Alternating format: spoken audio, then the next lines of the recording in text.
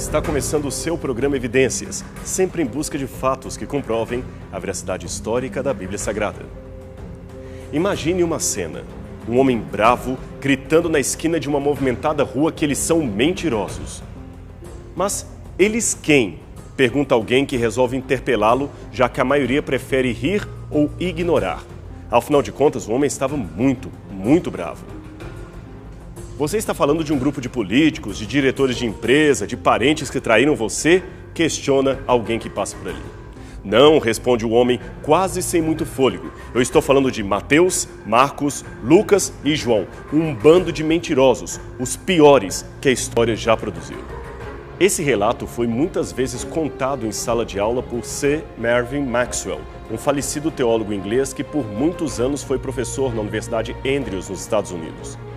O professor nunca disse qual a razão daquela ira do cidadão contra os 4 evangelistas da Bíblia, mas, seja qual for, a sua fala nos leva a uma indagação. Será que ele estava certo? Será que Mateus, Marcos, Lucas e João escreveram uma grande mentira, a pior mentira de todos os tempos? A resposta a essa pergunta é muito séria, porque ela afeta de maneira direta a própria cultura da sociedade ocidental. Afinal de contas, muito do que cremos, raciocinamos, pensamos, nos vem das páginas deste livro, especialmente dos evangelhos, e até mesmo aqueles que não são religiosos admitem isto. Tanto a ordem como a confiabilidade histórica dos evangelhos são um debate que se prolonga por toda a história da teologia moderna. E as opiniões são muitas vezes polarizadas. Steve Mason, autor do livro Joséfo, a Judeia e as Origens do Cristianismo, afirma: todos os evangelhos são textos anônimos. A atribuição familiar que fazemos a Mateus, Marcos, Lucas e João nos vem de meados do 2º século ou até mesmo depois disso. Ademais, não temos boas razões históricas que nos levem a aceitar essas atribuições. Outros autores ainda, como Bart Ehrman, John Dominic Crossan e Robert Funk, estariam em pleno acordo com Mason. Mas o problema não é esse. O problema é que muitas vezes a mídia só apresenta especialistas céticos, ignorando que há acadêmicos de excelente prestígio que discordam desse ceticismo de determinados autores. Isto passa para o telespectador ou leitor a falsa impressão de que somente leigos e desinformados continuam acreditando no relato dos evangelhos canônicos, pois os especialistas em Novo Testamento já provaram que tal coisa não existe. Tudo não passa de um mito, uma lenda. Será? Há muitos especialistas, inclusive de Oxford, Harvard e Yale, que não pensariam dessa maneira. Mas é notório que existe uma preferência pelos que questionam, talvez porque isto gere maior sensacionalismo e, consequentemente, maior interesse pela matéria divulgada. Por alguma razão, as pessoas optam pelo inédito, pelo escandaloso, pela notícia com cara de denúncia. Muitos certamente se interessariam por ler uma biografia do presidente dos Estados Unidos, mas o número de interessados seria muito maior se o título fosse algo do tipo: a história não autorizada do presidente fulano de tal. A verdade que a Casa Branca não deixou exibir, proibido em diversos países. Ora, não é preciso muita imaginação para entender que esse livro será um campeão de vendas em apenas poucos dias após o seu lançamento. No caso dos evangelhos, se dá o mesmo. Afinal, não é preciso muita cultura ou sentimento religioso para saber que Jesus Cristo tornou-se um homem famosíssimo no mundo inteiro. Logo, é de se esperar que ele também seja assediado pelo mesmo sensacionalismo que cerca toda figura famosa ou ilustre. Assim, embora as opiniões sejam muito mais amplas do que imaginamos, podemos, grosso modo, dizer que existem, num extremo, aqueles que pensam que os evangelhos são fruto de um ditado direto de Deus aos profetas e que não existe nenhum erro sequer ali, nem mesmo de concordância gramatical. Tudo aconteceu exatamente como está escrito. Ora, esta é uma visão muito romântica da inspiração bíblica que não leva em conta o lado humano que a produziu. Por outro lado, no outro extremo, encontramos pessoas que pensam que os evangelhos são contraditórios e por isso não contêm nada que seja relevante para a história acerca de Jesus de Nazaré. Nesse programa, vamos apresentar para você a posição que nós aqui do Evidências assumimos nesse debate e quais os argumentos que apresentamos para sustentar a nossa posição. Mas, para facilitar o entendimento, vamos dividir o assunto em partes, a começar pelo seguinte: quem escreveu os evangelhos e quando foram escritos? Muitos teólogos afirmam que os evangelhos foram anônimos e que os nomes que temos, Mateus, Marcos, Lucas e João, foram apenas pseudônimos usados para dar maior legitimidade ao texto. Em outras palavras, num tempo muito posterior a Jesus, um membro de determinada comunidade cristã prepara o manuscrito que viraria palavra de Deus. Alguns pensam que provavelmente seria mais de um autor, ou talvez até a liderança da igreja naquele tempo, que estaria enfrentando algum problema teológico, ético ou doutrinário. Eles mostravam aos demais o texto com suas próprias opiniões a respeito do assunto e diziam que foi Jesus quem falou aquilo e que um de seus discípulos transmitiu o recado. Aí, é claro, não tem mais o que questionar. Se o próprio Jesus falou e um imediato transmitiu, caso encerrado. Mas veja a sutil acusação que está por detrás dessa hipótese. Os evangelhos, ou os textos evangélicos, na verdade seriam uma manipulação histórica de Jesus para fazer valer ideias que ele e seus primeiros discípulos sequer sonharam em defender. Ora, isso é muito sério. Agora, antes de bancar os crentes tradicionais ofendidos, que simplesmente amaldiçoam ou excomungam aqueles que discordam da visão tradicional da igreja, é importante averiguar com calma e destreza os argumentos que eles usam e depois sim nos posicionarmos diante deles. E quais seriam esses argumentos? Bem, com relação à autoria anônima dos evangelhos, os proponentes dessa ideia colocam três coisas. Em primeiro lugar, os nomes, Mateus, Marcos, Lucas e João, não aparecem nenhuma vez citados como autores no texto dos evangelhos. Em segundo lugar, somente no segundo século depois de Cristo é que a igreja associou artificialmente com esses nomes os 4 autores dos evangelhos. E em terceiro lugar, os evangelhos são tardios. Para eles, Marcos foi escrito pouco depois do ano 70, ou pelo menos 40 anos depois da morte de Cristo. Mateus e Lucas seriam redigidos entre 80 e 90 depois de Cristo, e João por volta do ano 95, portanto, mais tarde ainda. Pois bem, vamos analisar agora cada um desses pontos, começando pelo primeiro, o fato dos nomes não aparecerem explicitamente no texto. Ora, se adotarmos este critério, colocaremos em dúvida a autoria de boa parte dos clássicos da humanidade.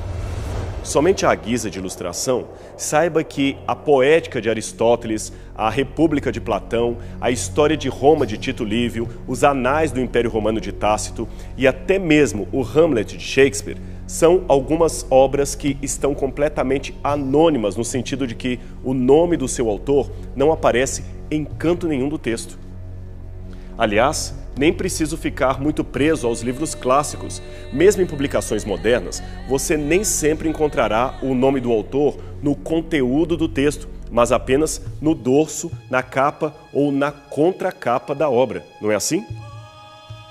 Deste modo, o fato de eu não encontrar o nome de Monteiro Lobato em nenhuma linha da história do Sítio do Pica-Pau Amarelo, isto não significa que ela seja anônima ou que Lobato nunca a escreveu.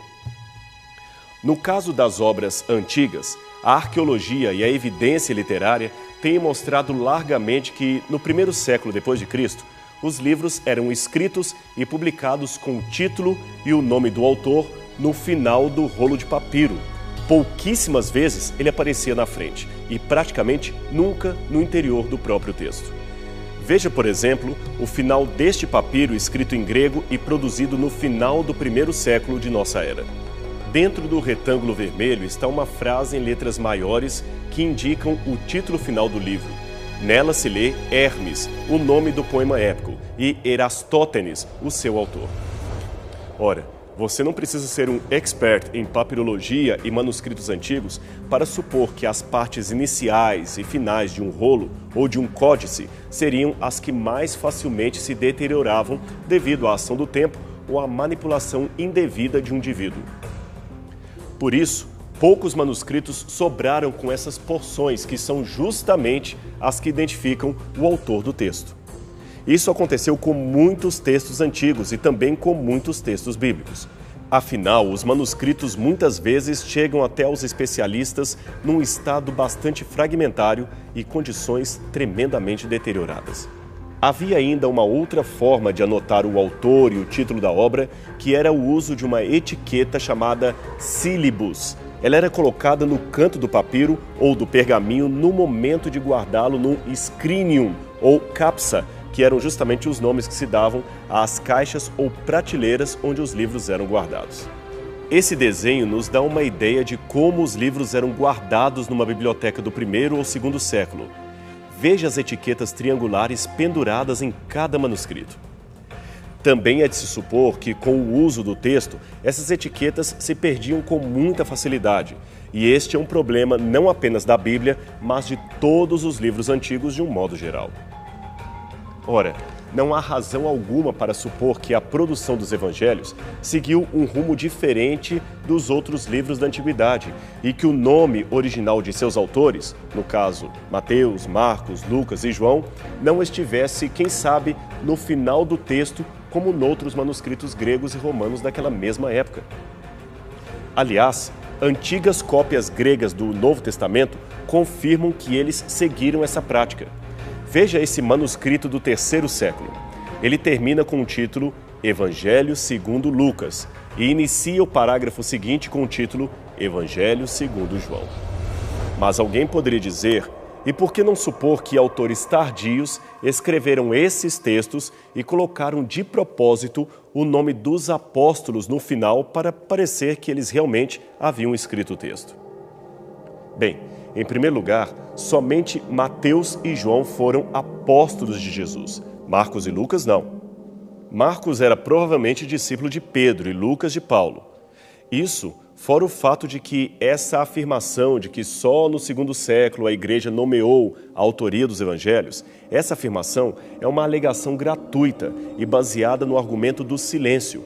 Afinal de contas, nós não temos nenhum documento anterior ao segundo século para dizer que somente depois disso é que a autoria dos evangelhos foi estabelecida pela igreja.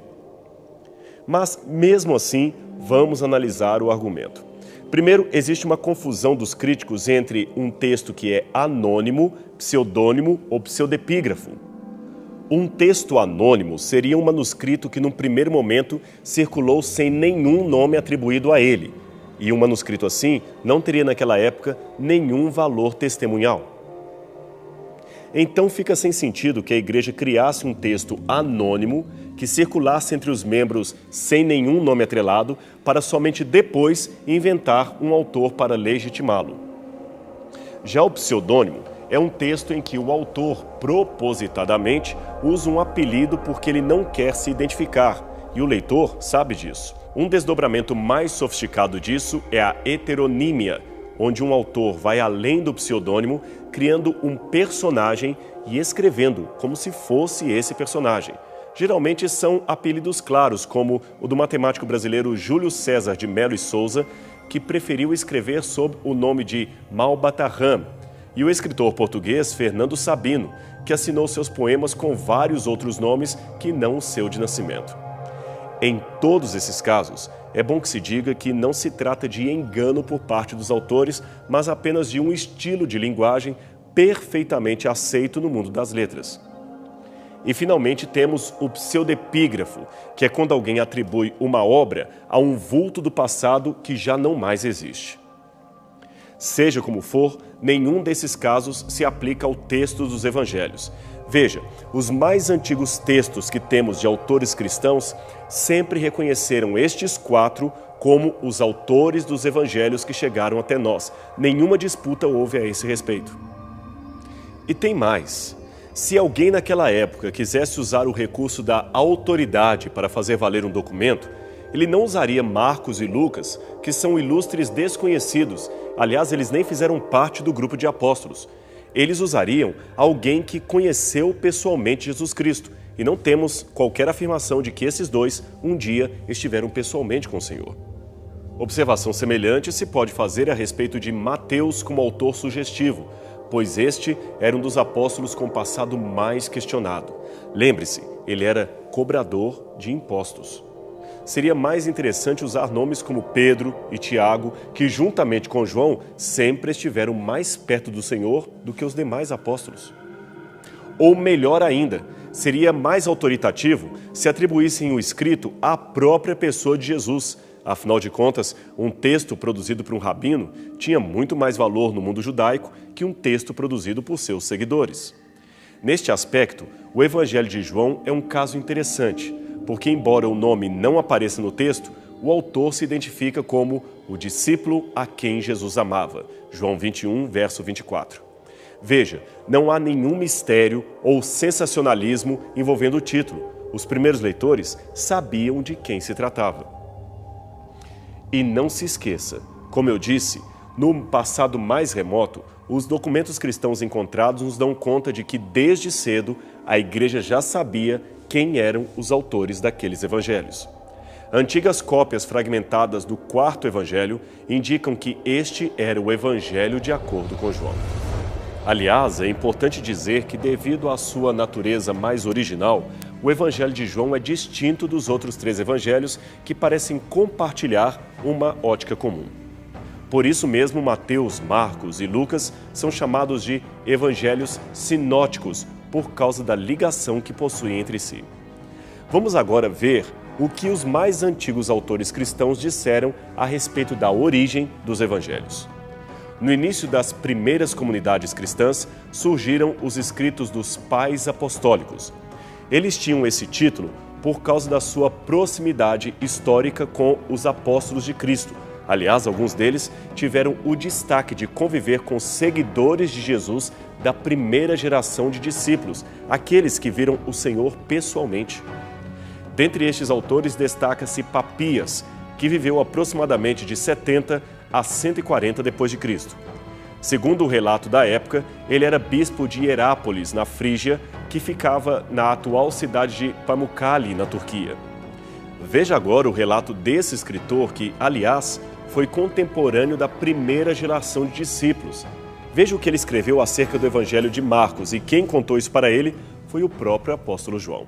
O presbítero João dizia também o seguinte: Marcos, que foi o intérprete de Pedro, escreveu fielmente, embora não em ordem cronológica, tudo o que recordava sobre as palavras e as ações do Senhor. De fato, ele não tinha ouvido o Senhor, nem o havia seguido. Mais tarde, como já disse, ele seguiu a Pedro, que lhe dava instruções conforme as necessidades, mas não como quem estava compondo um relato ordenado das sentenças do Senhor.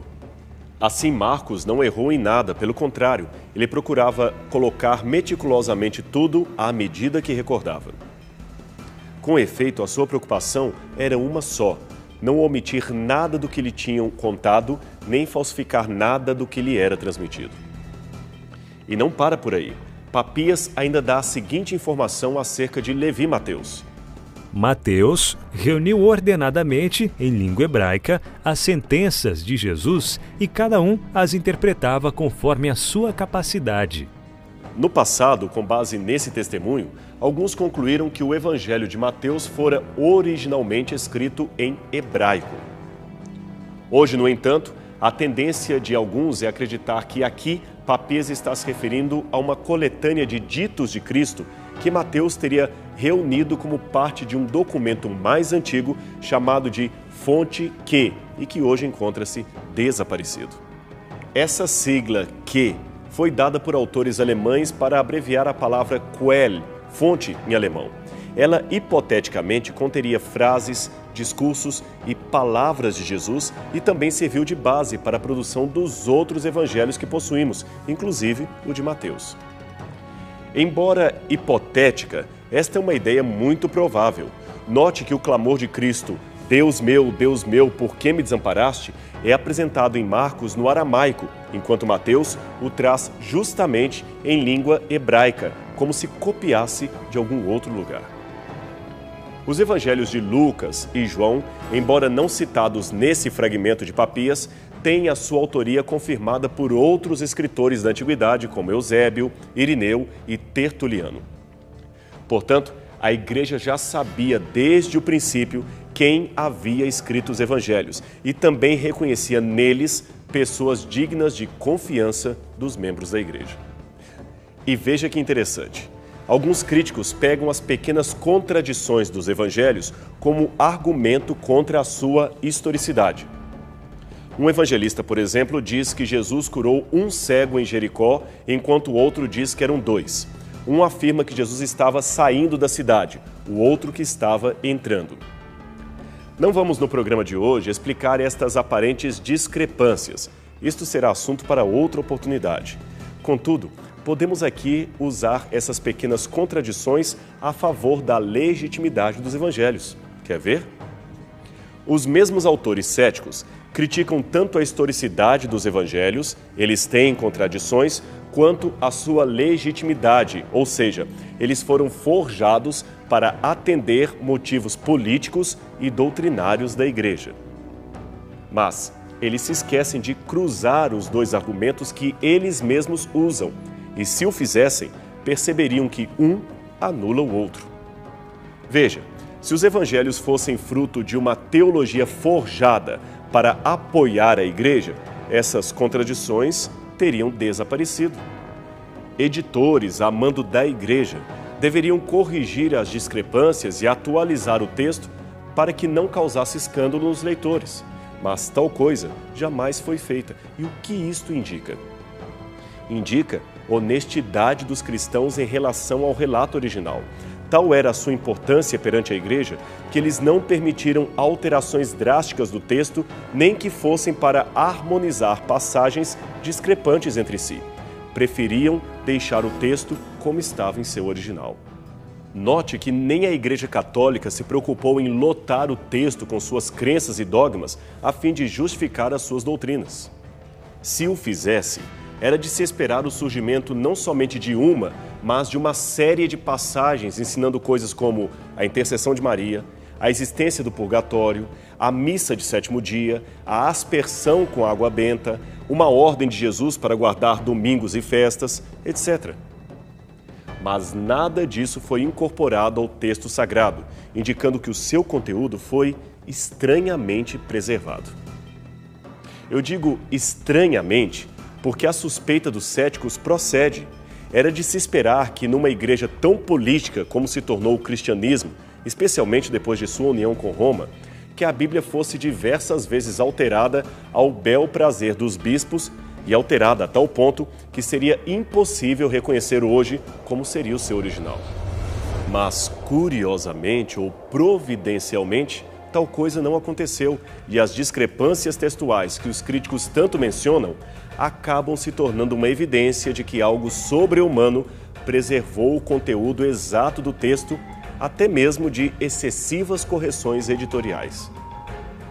Agora, é claro que houve algumas interpolações textuais e eu não ignoro isto, mas essas interpolações foram poucas, periféricas e facilmente identificáveis pela moderna crítica textual. No todo, o texto está muito bem preservado. E quem seria esse agente preservador do texto, senão o próprio Deus? Na semana que vem, vamos continuar com este assunto sobre a origem dos evangelhos. Vamos ver quando os evangelhos foram compostos e que provas podemos dar do fato de que eles realmente trazem uma história real e não um mito, como dizem por aí. Esse, portanto, será o nosso assunto semana que vem aqui na TV Novo Tempo. Portanto, não perca a continuação desse tema aqui no seu programa Evidências. Até lá!